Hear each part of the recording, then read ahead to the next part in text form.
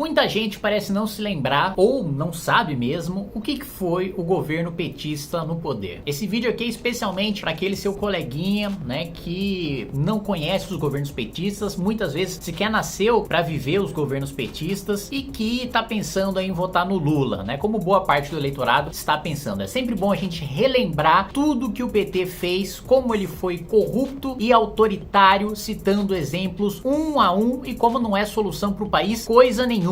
Não é nem moderado, né, como eles tentam passar a imagem hoje, é extremamente radical, é extremamente autoritário, né, não tem nada de honesto, não tem nada de moderado, não tem nada de novo. Aliás, pelo contrário, o que há de mais velho na política, né, e o que há de pior na política foi trazido ou institucionalizado pelo PT, e a gente vai lembrar aqui, ponto a ponto, um a um, cada um dos escândalos e cada uma das medidas autoritárias tomadas pelo PT no poder. Não sem antes, claro, você descer ali o relho no botão de se inscrever no canal, no sininho para receber as notificações e no joinha e compartilhar esse vídeo aí se você estiver vendo no Facebook. Muito bem. E lembrar também, já ia me esquecendo, que nós temos Congresso Nacional do MBL nos dias 18, 19 ou 19 e 20 de novembro. Temos Congresso Nacional do Movimento Brasil Livre. Se você quiser participar, o link vai estar aqui embaixo. Muito bem. Um dos escândalos mais emblemáticos e um dos primeiros escândalos do governo PT foi, ainda no primeiro mandato do governo Lula, o escândalo dos Correios, né, com gravação comprovando que havia um esquema para venda de licitação dentro dos Correios, citando uma indicação política do então deputado federal Roberto Jefferson. E foi justamente o escândalo dos Correios que fez surgir à tona, né, que fez vir à tona o escândalo do mensalão. Maio de 2005, o então chefe do Departamento de Contratação e Administração dos Correios, Maurício Marinho, aparece negociando propina com o empresário. Por trás dele estaria o então deputado Roberto Jefferson. O caso desencadeou o escândalo do mensalão, um sistema de pagamentos a parlamentares e partidos ligados ao PT para garantir a governabilidade de Lula. Até então, o maior escândalo de corrupção da história do país, né? Antes do mensalão, você tinha notícia de escândalos de compra de voto de parlamentares por meio de propina em determinados projetos. O presidente da República queria comprar tal emenda constitucional, queria comprar tal projeto de lei, queria comprar tal medida provisória, ele ia lá e pagava propina para meia dúzia de parlamentares, né? E conseguia virar a votação com isso, né? Com parte da votação ele virava comprando os votos. O que o PT fez? O PT institucionalizou a corrupção, a propina como método de governo. Não era para aprovar um projeto ou outro projeto específico que ele pagava propina. Para todos os projetos, para você ser base parlamentar petista, você já recebia uma mesada. Por isso, chamado escândalo do mensalão, né? O PT, e aliás, os petistas adoram dizer isso, né? Que o PT não inventou a corrupção, né? Que os outros governos também roubaram. Mas o Partido dos Trabalhadores foi o único que institucionalizou como forma de governo, né? O que não só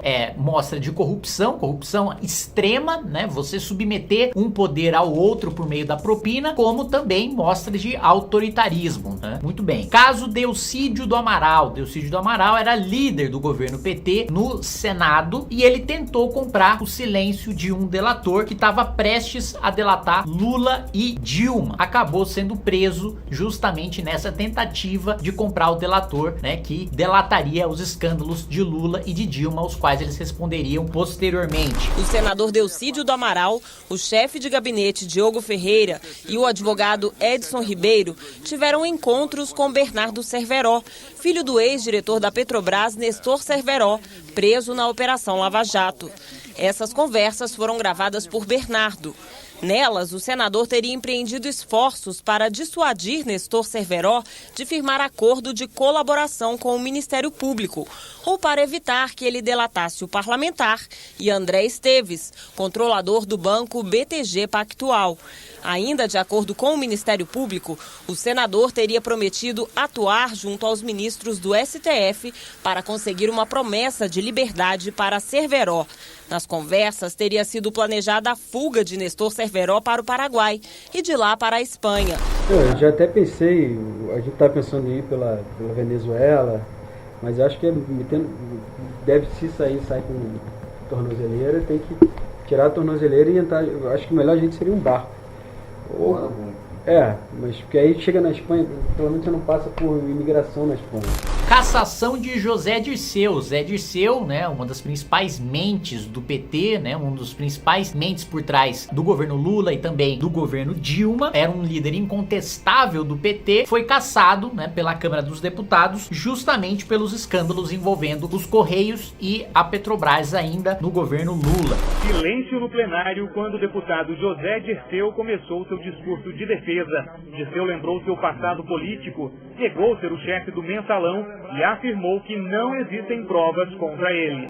José Dirceu perdeu hoje seu mandato. Foram 192 votos contra e 293 votos pela cassação. Escândalo dos aloprados, né? Um dos primeiros partidos a participar de um escândalo de assassinato de reputação contra inimigos políticos foi justamente o PT. Parte do PT tentou comprar dossiês falsos contra os seus adversários políticos da época, Serra e Alckmin, né? Eles tentaram comprar um dossiê com acusações falsas de que Serra e Alckmin teriam offshores, estariam envolvidos no escândalo das sanguessugas, o que posteriormente se demonstrou falso, mas esses assessores petistas não só foram exonerados, acabaram presos também, justamente por terem sido descobertos nessa tentativa de comprar dossiês com fake news. Nessa época não existia esse termo, né, mas com notícias falsas, com invenções sobre os seus adversários políticos para utilizar em propaganda eleitoral. Eu tenho dito com frequência que o senhor quer saber não apenas a origem do dinheiro, mas também quem arquitetou tudo isso ou repetiu isso há pouco. Quando o senhor fala nisso, fica no ar um pouco como que uma insinuação de que os aloprados, essas pessoas podem eventualmente ter caído numa armadilha. O senhor acha crível, o senhor acha possível que as pessoas acreditem que o José Serra fez uma operação para incriminar o próprio José Serra? Eu apenas gostaria de saber quem é o arquiteto da ideia. Quem é que pensou, sabe, que levando algumas pessoas a praticarem um ato ilícito, um ato ilegal, poderia beneficiar a campanha de qualquer pessoa. Mas você acha que isso arquiteto está fora do PT? Você acha que isso não sei, eu não posso. Veja, eu só sou curioso aqui. Mensalinho do Palocci, né? O Palocci caiu, muita gente não se lembra disso, mas porque foi descoberto um escândalo que quando ele era prefeito, ele aplicava a nível municipal o que o PT aplicou a nível nacional, né? Ou seja, pagava mensalinho para os vereadores da base aliada votarem os seus projetos. Um caseiro semi-analfabeto desmentia publicamente Antônio Palocci, o segundo homem mais importante da República. O então ministro da Fazenda do governo Lula negava ter frequentado uma mansão no Lago Sul de Brasília que serviria para distribuição de dinheiro e compra de influência. A casa, conhecida como República de Ribeirão Preto, era frequentada por assessores que acompanhavam Palocci desde a época em que ele era prefeito da cidade, no interior paulista. O escândalo do vazamento dos extratos do caseiro caiu como uma bomba sobre Palocci, que saiu do mais importante ministério do governo Lula 13 dias depois que Francenildo revelou ter visto o ministro na mansão do Lago Sul. Vacari Neto, tesoureiro do PT, né, um dos principais cargos que você tem dentro de um partido político é o cargo de tesoureiro. Foi preso, né, acusado, né, e condenado por cobrar propinas da Petrobras, né? O tesoureiro do PT, João Vacari Neto, foi preso hoje em São Paulo. De acordo com a PF e com o Ministério Público Federal, ele é suspeito de ter papel semelhante ao do doleiro Alberto Youssef no esquema de corrupção, desvio e lavagem de dinheiro na Petrobras. Marqueteiro do PT, o João Santana, né, também foi preso, né, acusado de receber propina da Odebrecht do exterior, ou seja, o PT utilizava escândalos de corrupção com empreiteiras para trazer dinheiro do exterior para pagar as campanhas milionárias que faziam com seus marqueteiros aqui no Brasil. Eles admitiram ao juiz Sérgio Moro a prática de Caixa 2 na campanha de 2010 de Dilma Rousseff. O pagamento de 4,5 milhões de dólares, cerca de 14 milhões de reais, foi intermediado pelo ex-tesoureiro do PT, João Vacari Neto. O pagamento foi efetuado na offshore Shellbill, na Suíça, e que pertence a João Santana, de acordo com Mônica. Sobre o pagamento da campanha ter sido feito no Caixa 2, o marqueteiro explica. Se tinha essa possibilidade de fazer esses pagamentos legítimos, por que esses pagamentos por fora? Eu acho, que decorre da cultura, dessa cultura generalizada de Caixa 2. Eu acho lamentável é uma coisa que eu me arrependo, inclusive sempre lutei contra. Claro, a gente não poderia deixar de falar do Petrolão, né? O Petrolão foi o maior escândalo de corrupção da história do país, tanto em termos de quantia de dinheiro, quanto em termos de poder político envolvido, né? Basicamente, para aprovar sistematicamente os seus projetos de lei, suas medidas provisórias, suas propostas de emenda à Constituição, governos petistas, né? Tanto o governo Lula como o governo Dilma, aparelharam a Petrobras, principalmente, outras estatais também, como ficou demonstrado no escândalo dos Correios, mas a Petrobras era a principal estatal que era dividida entre 3 partidos políticos diferentes, né? O PP, o próprio PT e o MDB, né? Que dividiam ali porcentagens das propinas que eram obtidas em contratos firmados pela Petrobras, junto também a um cartel de empreiteiras, né? O escândalo ganhou nova dimensão quando o ex-diretor de abastecimento, Paulo Roberto Costa, fez um acordo de delação premiada com o Ministério Público Federal em troca da redução de sua pena. Ele acusou cerca de 50 políticos, a maior parte do PT, de receber bilhões de dólares em suborno. Dilma Rousseff, que não é citada nesse caso, foi presidente do Conselho de Administração da empresa nesse período. A investigação mostrou que um cartel de grandes empreiteiras pagava suborno para diretores da Petrobras, políticos e partidos envolvidos nas nomeações desses dirigentes para conseguir grandes contratos. O suborno era calculado segundo a porcentagem de cada contrato superfaturado. Não existia competição real entre as empresas e o esquema permitia que elas inflassem o preço. A suspeita é que esse dinheiro também financiasse partidos políticos, entre eles o PT.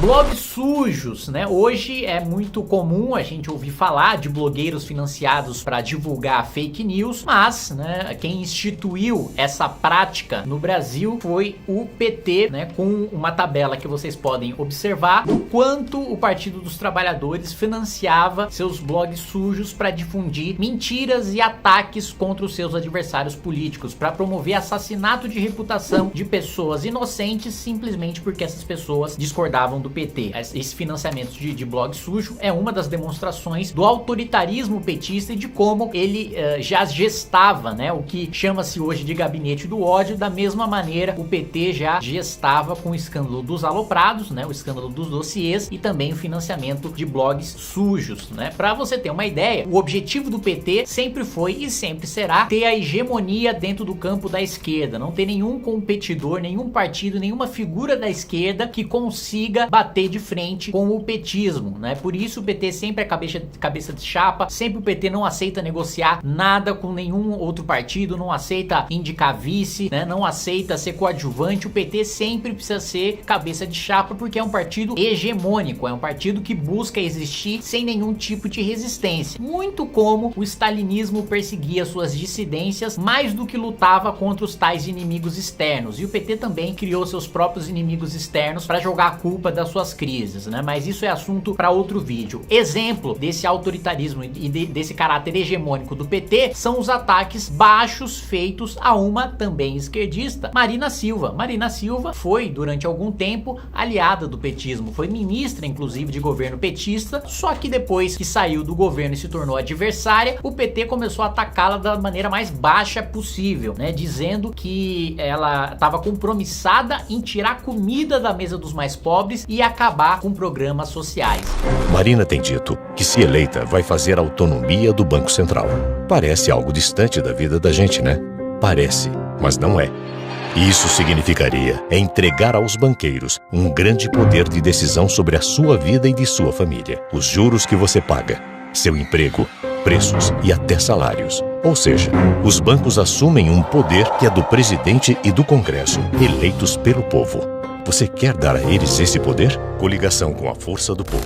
A Marina estava bem nas pesquisas, perigando ser a próxima presidente da República, e o PT veio com essa propaganda baixa de que a Marina estava ligada aos banqueiros, etc, só porque o seu vice era um grande empresário, esquecendo que o Lula fez a mesma coisa, né? Quando disputou a eleição lançando a carta aos brasileiros, também sinalizou para o mercado colocando um vice empresário da mesma maneira que Marina Silva fez. E aliás, né, acusar a Marina Silva de querer tirar o prato de comida, você pode ter várias críticas a Marina Silva, como eu tenho e qualquer liberal, qualquer conservador tem divergência ideológica com a Marina Silva, mas querer dizer que ela quer que pobre passe fome, sendo que ela mesma, na sua própria trajetória pessoal, passou fome, é realmente passar do limite, né? Em maio de 2016, né, o PT deu uma das suas maiores demonstrações, né, de autoritarismo com a resolução, com a reflexão que o PT fez depois da sua derrocada no impeachment da Dilma. Uma das conclusões, né, do Diretório Nacional do PT foi lamentar não ampliar sua influência e o seu controle em cima das Forças Armadas, do Ministério Público e da Polícia Federal. Ou seja, quando o PT sofreu impeachment, ele percebeu que deveria ter aparelhado melhor a Polícia Federal para não sofrer as operações de combate à corrupção, o Ministério Público para não sofrer as suas investigações e denúncias, e as Forças Armadas para, em última instância, não largar o poder com base na resistência da força. Então, é sempre bom a gente lembrar, né, lendo as resoluções do PT e lendo os próprios programas de governo do PT, a gente não precisa ir longe. O programa do Haddad em 2018 já falava, né, no tal controle social, controle político do Ministério Público e do Judiciário, que nada mais é do que a interferência do poder político, principalmente o poder executivo, em outros poderes, em órgãos de fiscalização e de controle, né, como uma maneira de silenciar esses órgãos, né? Basta ir no programa de governo do Haddad de 2018 e ver o que ele fala, né, sobre ouvidoria externa em relação ao Ministério Público e Judiciário, né, e sobre o controle político, o controle social que eles chamam, em cima também dessas duas instituições, como maneira de retaliar todas as descobertas, todas as revelações da Operação Lava Jato, né? Em outubro de 2012, né, a campanha de Fernando Haddad à Prefeitura de São Paulo comparou José Serra a Adolf Hitler.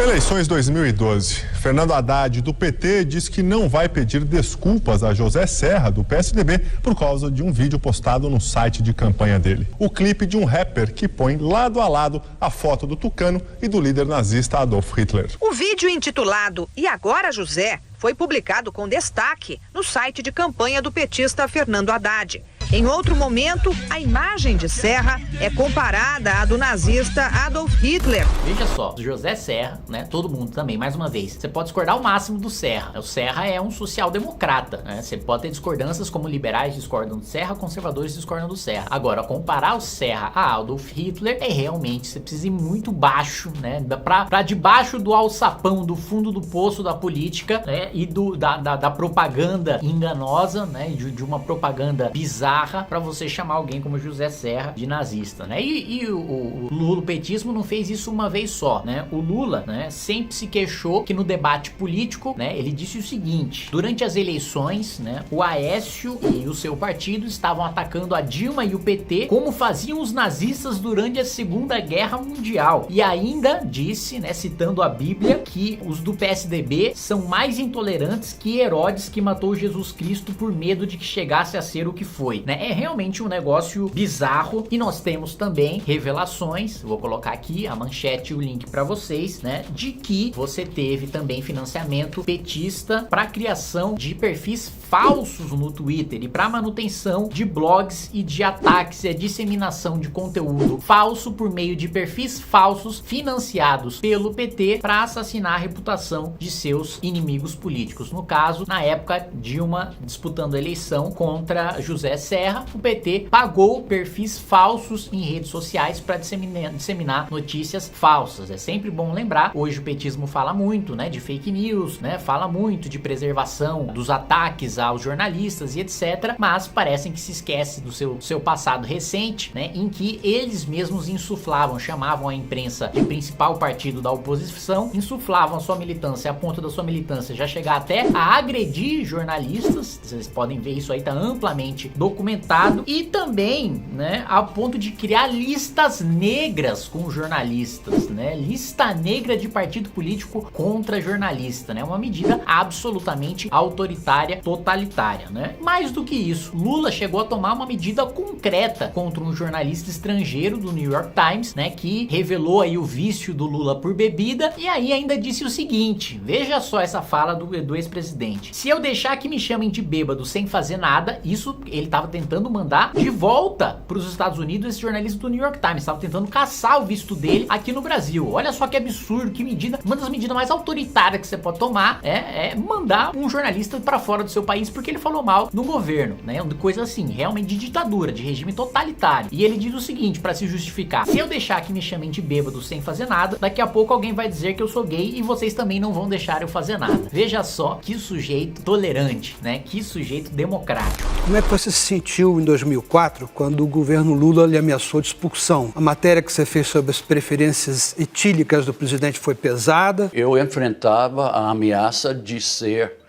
expulso de um país que eu realmente gostava e eu até amava, e ainda amo. Então, pensar que talvez eu nunca voltaria a visitar ou trabalhar no país foi algo, um golpe duro. Mas tudo acabou, correu bem, né? Porque as instituições brasileiras democráticas que eu defendia na época da ditadura, elas funcionaram como devem funcionar. Uma corte baixou uma liminar e o presidente acatou o veredito. Além disso, né, em fevereiro de 2015, reagindo aos protestos pacíficos pelo impeachment da Dilma, Lula disse que ia colocar o exército do Stedley, o MST, na rua e para provar que os petistas sabem brigar, né, fazendo uma ameaça de agressão física. Mas eles não querem, nós sabemos brigar também. Sobretudo quando o João Pedro Stedley colocar o exército dele do nosso lado. Próprios dirigentes da CUT na época também ameaçavam pegar em armas caso o impeachment da Dilma avançasse, né, para falar um pouco sobre a violência e sobre insuflar a militância para atos antidemocráticos. Quero dizer em alto bom tom que somos defensores da unidade nacional, na construção de um projeto nacional de desenvolvimento para todos e para todas. E que isso implica agora, nesse momento, ir para as ruas entrincheirados com arma na mão se tentarem derrubar a presidenta Dilma Rousseff. Além disso, né, a proposta de governo de 2018 e que é reforçada hoje em dia, né, pelo agora candidato Lula, né, e que tá voltando essa proposta, tava no programa de governo do Haddad, né, esteve nos planos do PT durante muito tempo, todo mundo sabe disso, a regulamentação, a tal da regulamentação da mídia, que nada mais é do que o fortalecimento dos meios oficiais de imprensa, dos meios do governo e o enfraquecimento dos meios privados, dos meios independentes, daqueles que se financiam com propaganda, daqueles que se financiam dependendo da sua clientela, daqueles que consomem, que leem a informação, que assinam o jornal.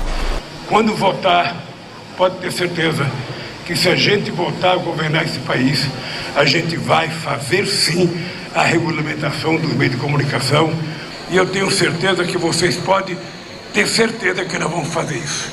Nós vamos definitivamente regular a comunicação nesse país, porque vai ser bom para o país. A regulamentação e a criação de uma agência nacional, veja só, a criação de uma agência nacional, né, isso estava nos planos e ainda está nos planos do PT, que regulamente a comunicação, né, que seja uma espécie de vigia, né, de Big Brother sobre os outros veículos de comunicação, é uma coisa que esteve e ainda está nos planos do PT. Então é sempre bom a gente registrar cada um desses episódios para que o seu amiguinho petista saiba muito bem em quem ele está votando caso escolha Lula em 2022. É isso, um abraço e até mais.